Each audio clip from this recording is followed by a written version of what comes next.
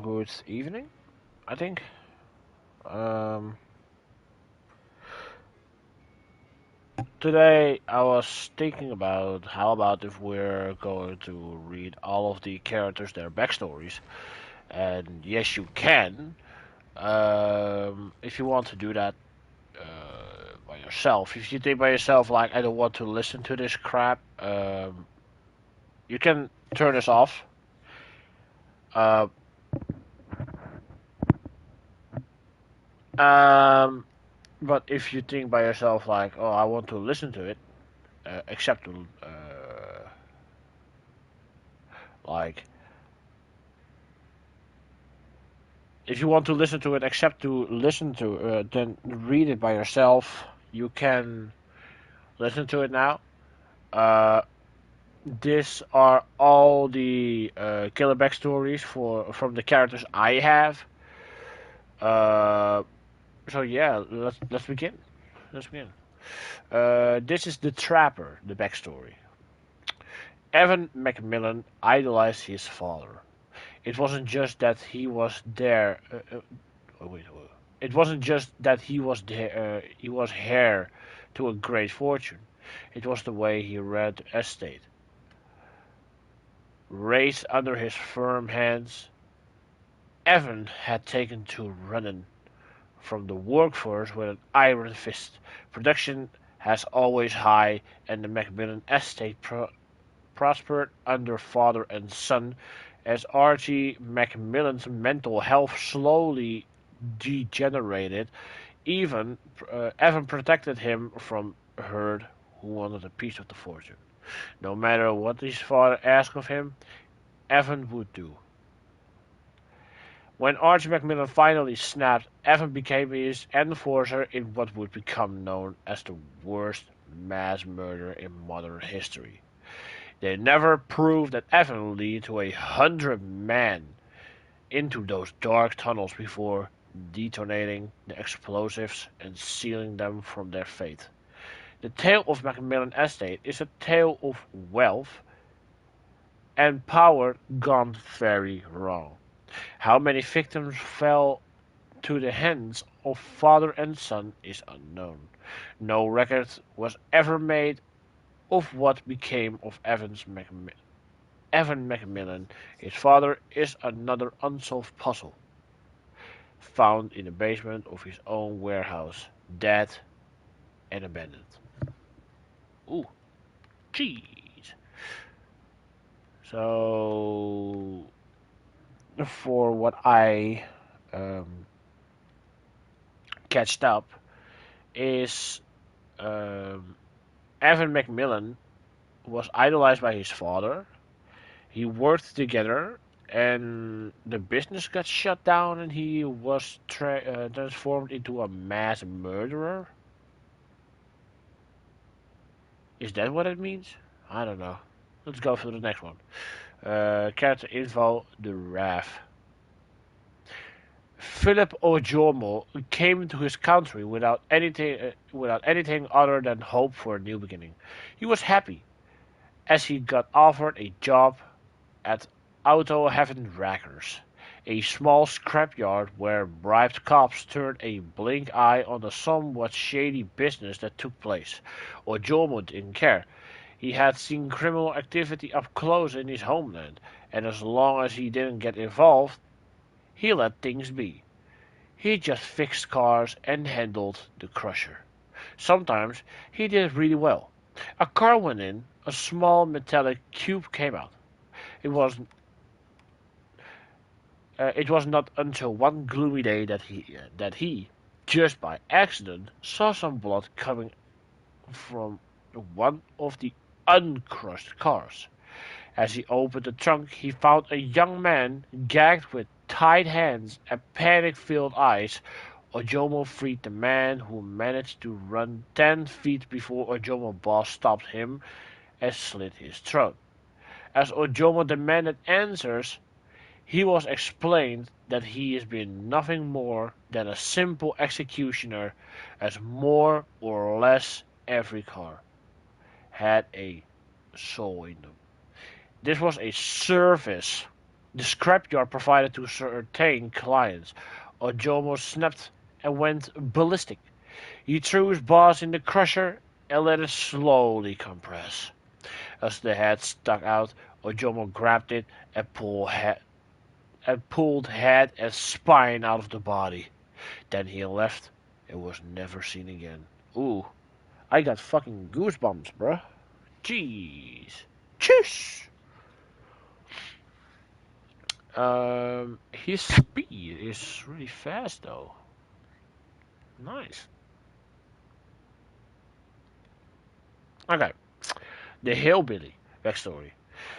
The son of wealthy landowners Max and Evelyn Thompson, this unnamed boy was an unwanted child born to savage parents.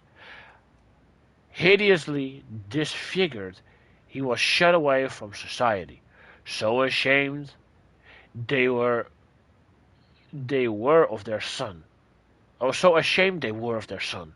They bricked him into a room and fed him through a hole in the wall. When the boy escaped, he took his revenge savagely and terribly slaughtering the parents who had tortured him instead of raising him.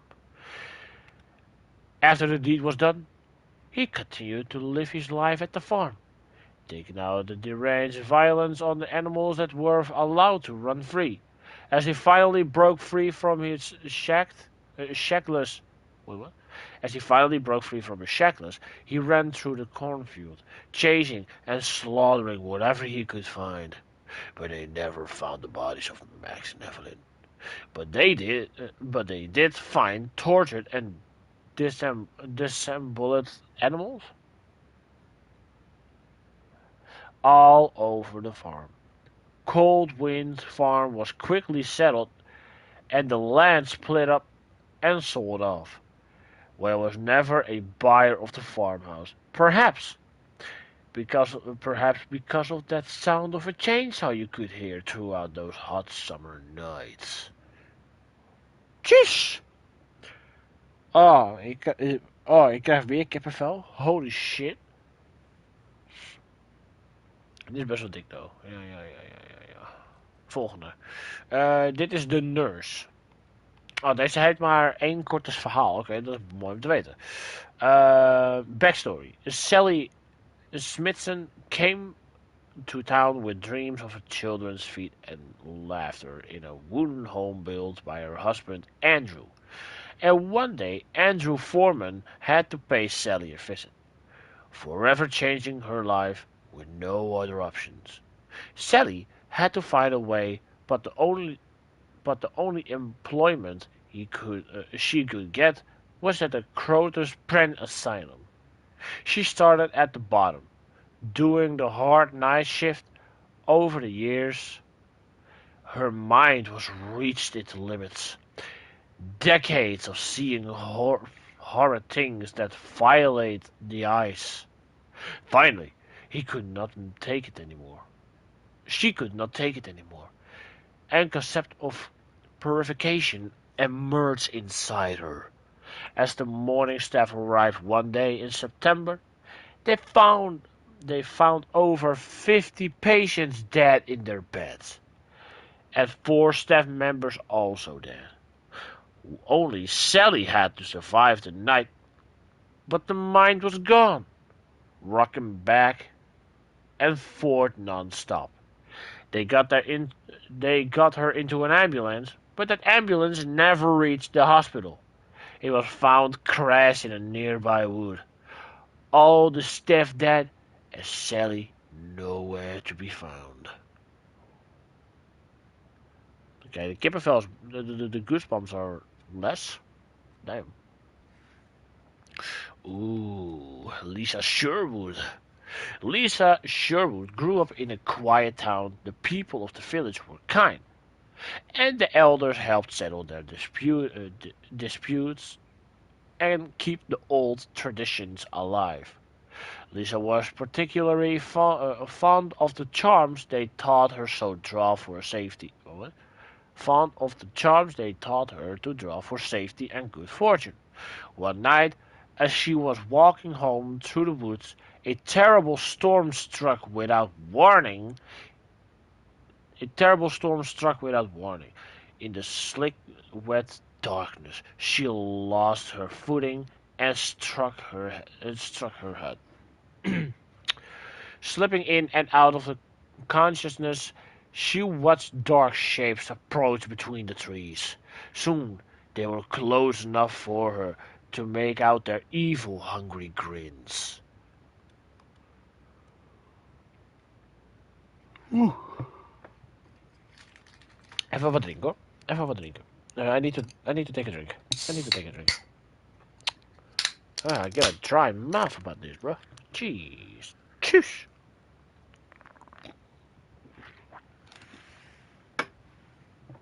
Okay. Sinas. I love it. Uh, they kept their chains to the wall to the flooded cellar. Through the gloom, she couldn't see other wounds open. What? Wait, what? She couldn't see others whose open wounds charmed with flies.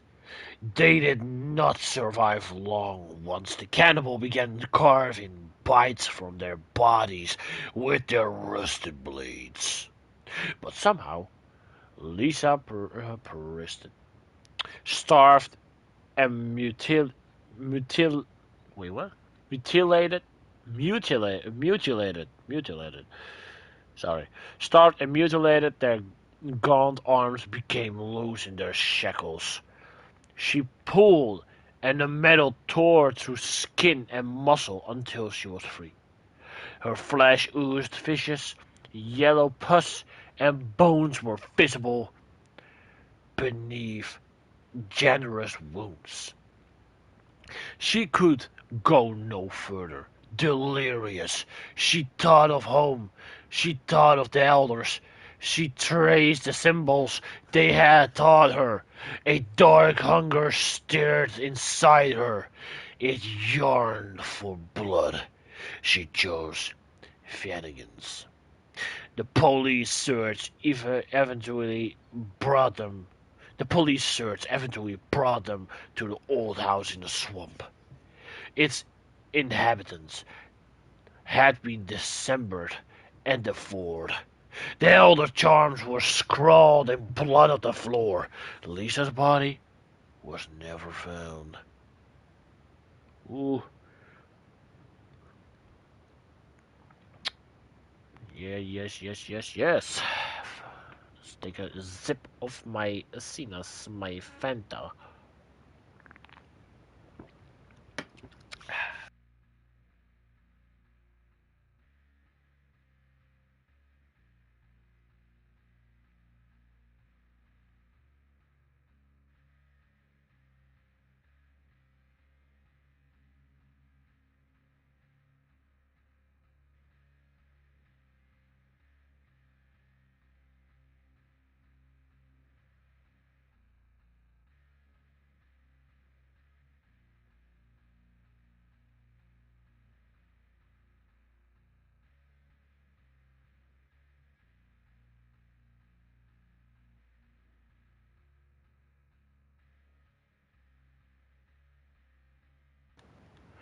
Okay, my battery.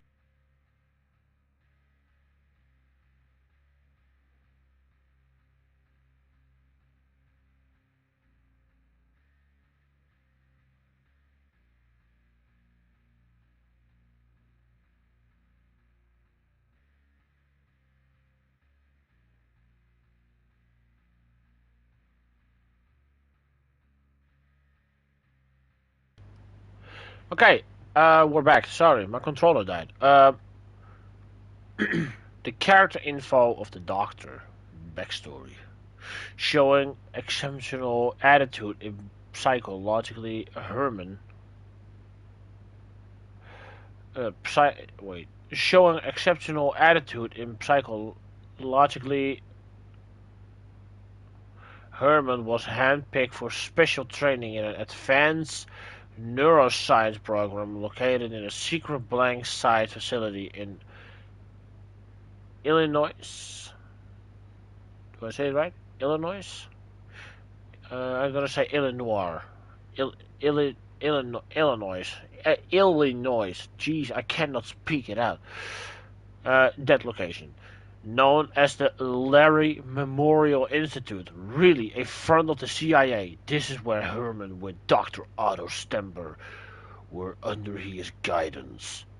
Herman began to use strange and ever increasingly vicious methods to extract information from prisoners sent to the institute, which was also a convert prison and re-education enter for whoever was the USA current nemesis.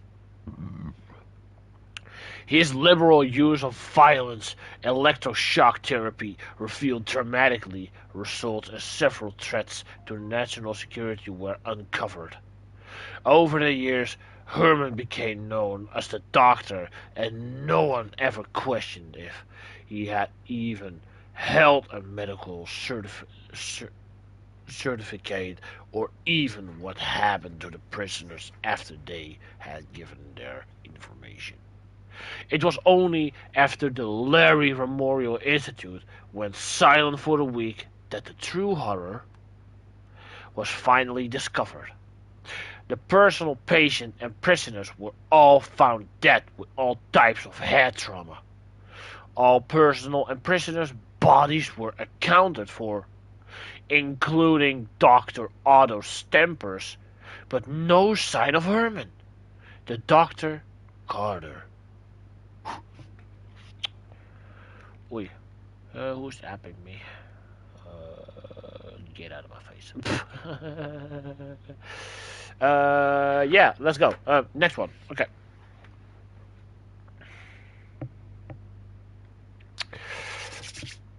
As soon as Anna was able to walk, her mother started teaching her how to survive a harsh, solitary life in the northern woods. To survive a harsh, solitary life in the northern woods. Living in such an extremely remote and dangerous area required skill and resilience. Resilience. When sunlight became too dim for productive activities, they would take refuge in their house.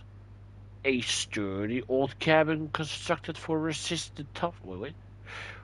A sturdy old cabin constructed for resist the toughest winters.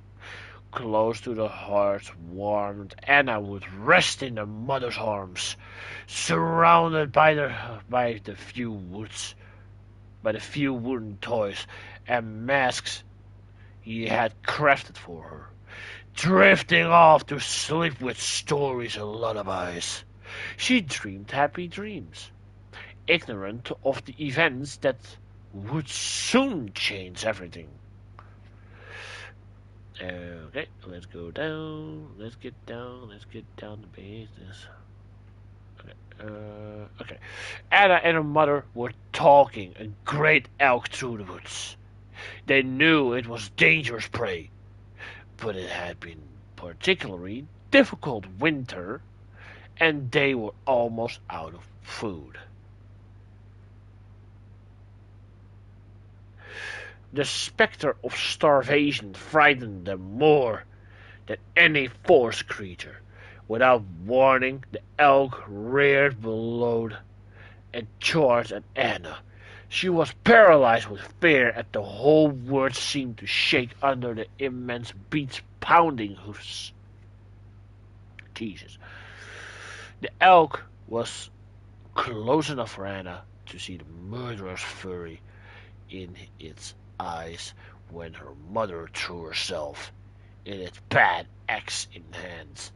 Blood-curdling scream escaped from her lips as the elk impaled her upon its antlers and hoisted her into the air. With all her strength, she brought her axe down on his head again and again and again and again, while trying to shake her loose. With a sickening crack, the antlers snapped, and Anna's mother was free. The beast collapsed. Oh, Jesus, there's a lot to read for this character. Anna was too small to move her mother's broken body, so she sat with her in clearing where she had fallen. To distract her from the dying elk cries, Anna's mother held her and hummed her favorite lullaby. She stayed like that, the huntress and the elk getting quieter and colder, until Anna was alone in a silent forest. Eventually, she stood up and started the long walk back home. Still a child, she knew just enough about life in the frozen forest to survive. She followed her instinct and became one with the wind, with the wilds. Jesus, with the winds. And she became one with the wilds. She got older and stronger and practiced her hunt. As she grew into a dangerous predator, her humanity became a half-remembered dream. She wielded the territory and lived off with hunts. She worked her way up to squirrels and hares and minks and foxes. Eventually, she grew tired of them and hunted more dangerous animals, like wolves and bears. When unsuspecting travelers came through the woods, she discovered her new favorite prey: humans. Pause.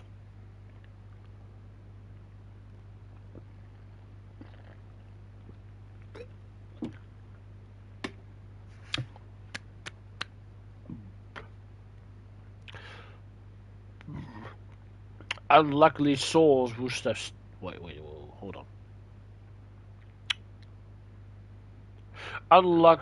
Unlucky souls who strayed into her territory were slaughtered like any other animal. She liked to collect their tools and colorful garments, and especially toys, when there were little ones. But she could never bring herself to kill the little girls. Okay, we're almost down. Okay. Girls she would take back to her house in the woods. They were precious, and looking at them woke up something deep in her heart. She craved closeness to a loved one, a child of her own. Among the pillaged wooden toys, dolls, and stories, books she couldn't read, the girls would be tied by the neck with a rough and craping rope fastened firmly to the wall.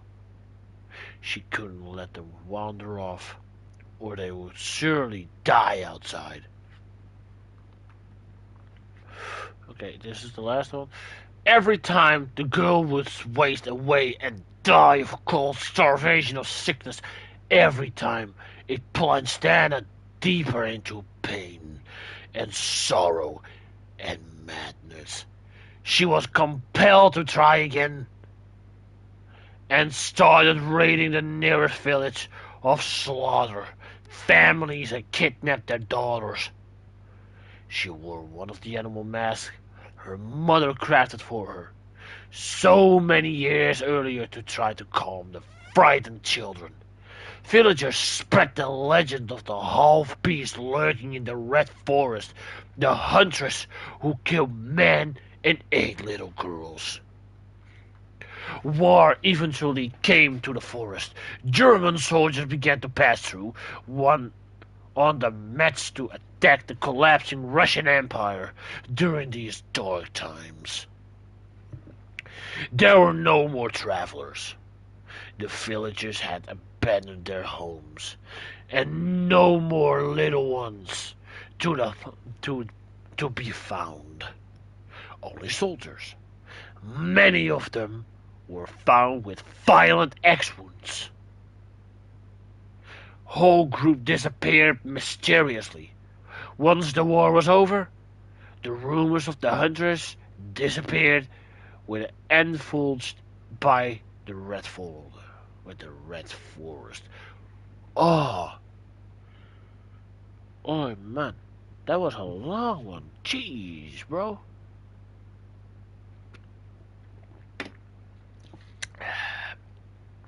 Next one. Ooh. Uh, hold on a minute.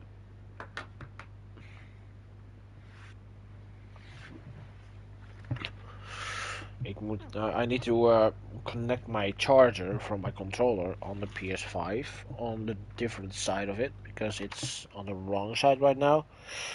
So I have a short cable right now, and oh my god, my holy jeez, my cable is hot as hell.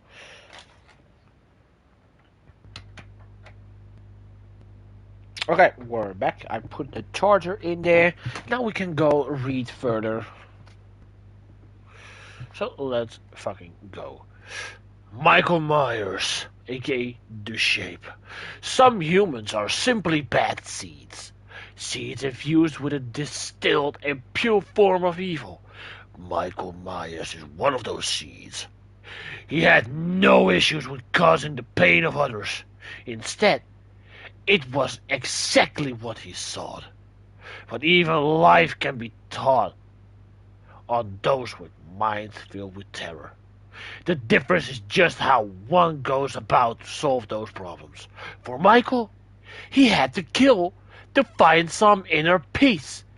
As he took his sister's life, the police found a silent boy dressed as a clown at the scene.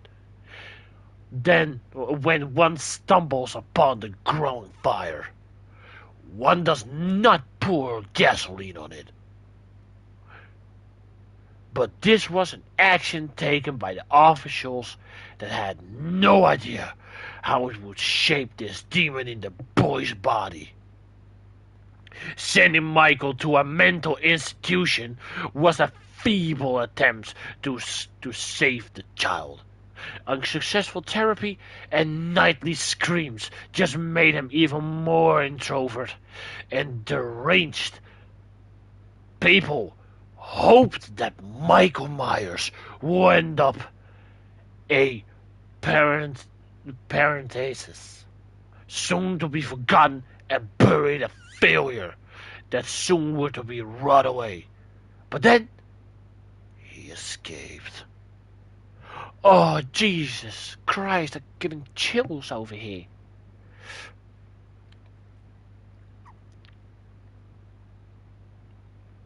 The cannibal, but this is Leatherface.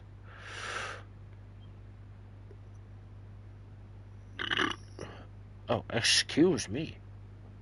Oh my god. Okay.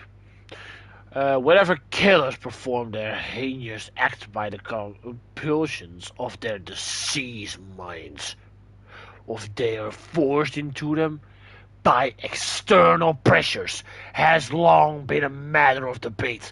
But for one killer, nature and nurture are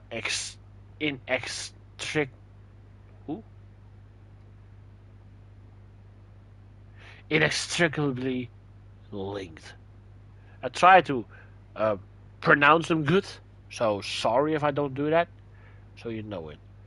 Leatherface killed not one of the desire to exert his will over others, to satisfy carnal urges, or even quiet the voice in his head. He kills because he is scared. Scared that one other will hurt him. Scared that his family will displease with him. Scared that their shared willingness to eat human flesh will be discovered. He does as he is told.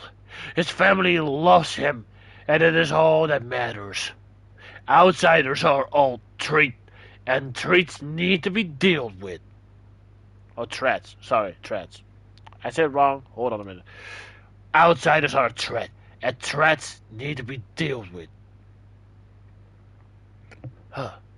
Like those kids that came into the house, uninvited, walked in like they owned the place, look around the house, tried to find out his family's secret, no doubt.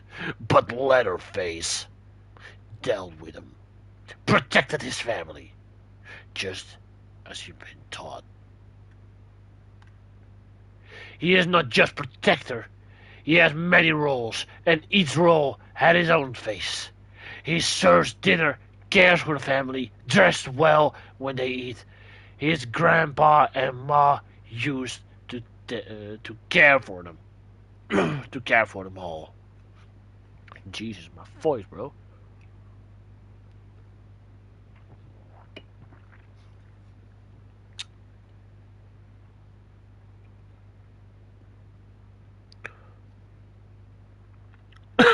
Sorry. Uh, his grandpa and ma used to care for them all. But grandpa's old now, and she has been still. Wait, what? Grandpa's old now, and she has been still for a while. So Leatherface and his brother has to take over. Family is everything to him. Family is security and safety. But even though he didn't But even though he did his best, one of the kind got away. He tried to stop her, chasing after her as fast as he could, but she had help. Another outsider, driving a truck. The evil trucker killed his brother, ran him over like he was a possum. In a fury, in a fury, Leatherface leaped at him, the saw ready to avenge his family, but the trucker was too quick. He knocked Leatherface aside and turned his own saw against him. As she watched the outsider driving away, the rage, grief, and pain combined with the worry about what would happen to his family now. They would surely return with the police, and the police would take his brother, his grandpa, without them. What would he do? Without the commands, he would wither and die. As his world collapsed, Leatherface spun in circles, swinging the saw all around, trying to fight off the myriad external threats that surrounded him. Then another feeling overtook him. It came from outside his vision, crawling over his skin with cold threats. He realized that no matter what outsiders could do to him, there was something worse, something bigger, that lived in the shadows.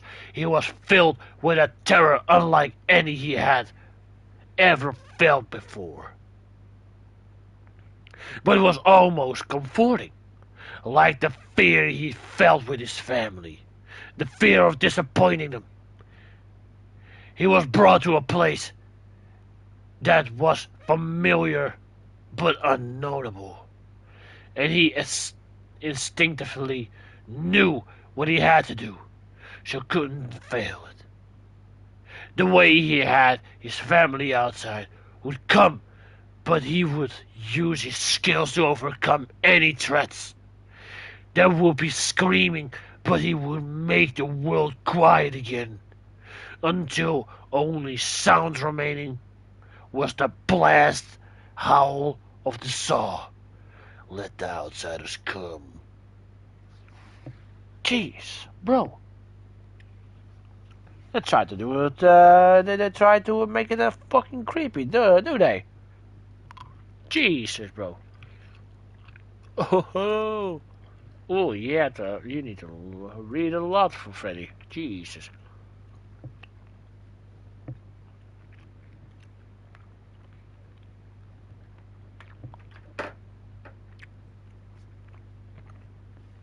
Hmm. You know what I like about this?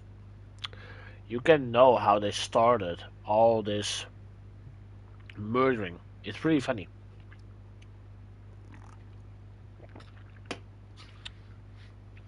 Excuse me.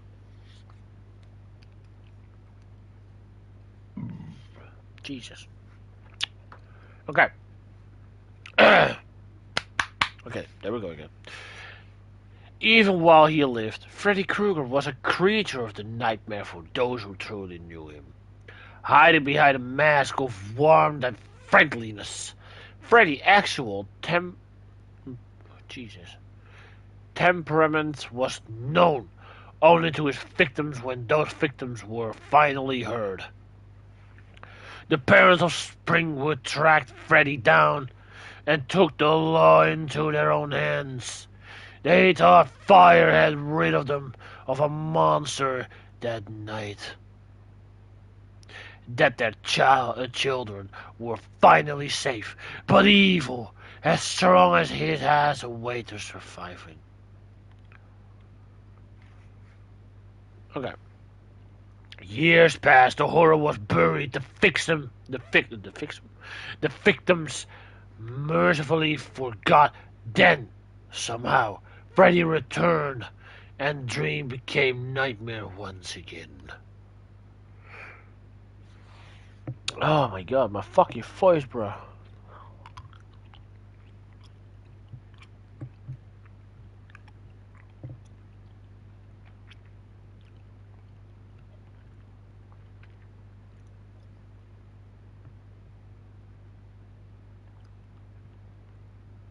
Mm.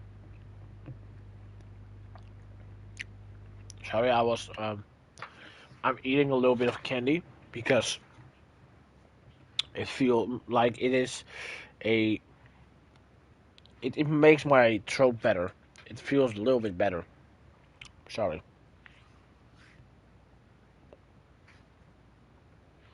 Freddy focused his anger on those he felt had wronged him, building up his one true obsession, Nancy Holbrook. But he underestimated her strength and resourcefulness together with her friend Quentin. She weakened Freddy, mutilating him and leaving him for dead once more. Death didn't want Freddy for the first time to encounter it. That's why did they think it would take him now? He emerged once more, consumed with shenanigans. Then he turned his sight to the boy who had blocked his path to Nancy. His number one.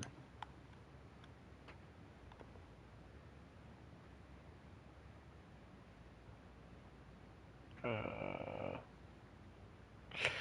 Death didn't want Freddy the first time he encountered it. Why did they think it would take him now? Emerged once more, consumed with shenanigans. Then he turned his sight on the boy who had blocked his path to Nancy, his number one. Freddy invades Quentin's dreams, terrorizing night after night until the strength and defenses will be their lowest. When the time was right, he forced the boy to return a dark reflection of Batham Preschool. Here he would have his final revenge.